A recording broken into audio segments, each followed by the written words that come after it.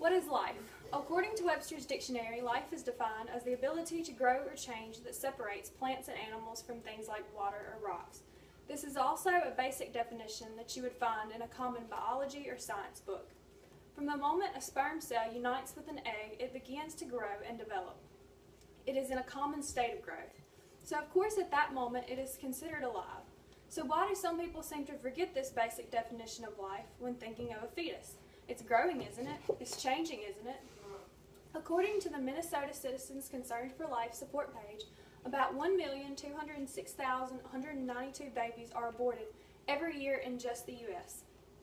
To give you a better idea, an abortion happens about every 26 seconds. That means that in 1 year alone, over 1 million human beings will not experience a first step, a first word, a first kiss, a first love, or even a first child of their own.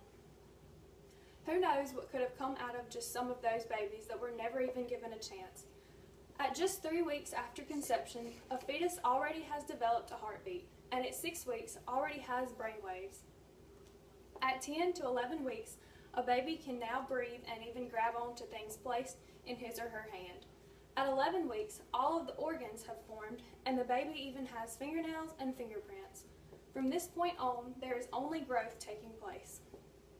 At 14 weeks, the baby has all the body parts required to feel pain, including nerves, spinal cord, and the thalamus. At 18 weeks, if the baby were to be outside the body of the mother, it would be fully protected by the law. Yet ironically, at every single stage I just mentioned, abortion is completely legal and happens every single day. Now I want to inform you about how abortions are performed. The following information was found on a pro-abortion website. In the most common procedure for early term abortions, the fetus is sucked out by a vacuum and the body of the fetus is dismembered. The second most common procedure is when the amniotic sac is injected with a salt solution and the baby's skin is literally burned away. It takes about an hour for the baby to die this way. Now some may say, well, it's just a fetus, it can't feel anything, but that's far from true. As I mentioned before, the baby has formed nerves and can feel pain. Further proof of this is that surgeons who have had to perform surgery on unborn babies still in the womb have reported that the baby will flinch and jerk away from sharp objects. If the thought of that doesn't bother you, then I don't know what will. 73% of women who have had abortions say that their reasoning was that they just weren't ready. Sometimes accidents do happen, but that doesn't mean that a life should be taken in these types of situations.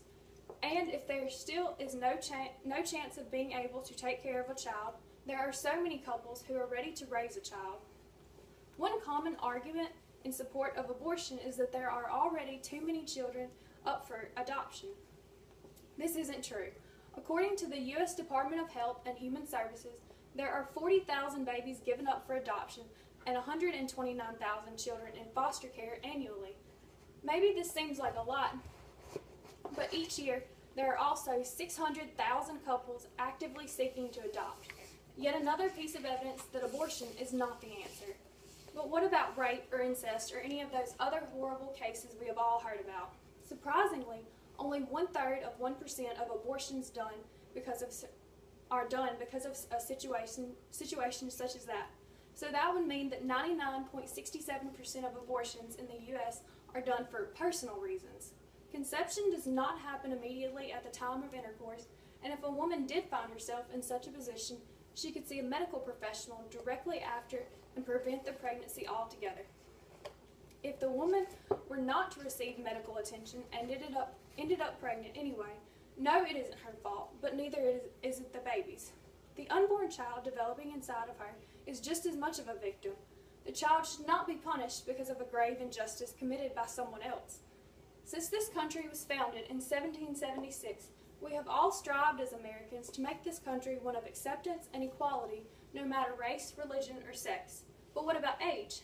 That's basically what's being said when abortion is supported. It's like saying you're not you until you reach a certain point in development and can gain rights as a human and an American. It just doesn't make any sense. I urge you to consider all of these facts that have been presented to you and take a stand against this grave injustice. Abortion is never the answer.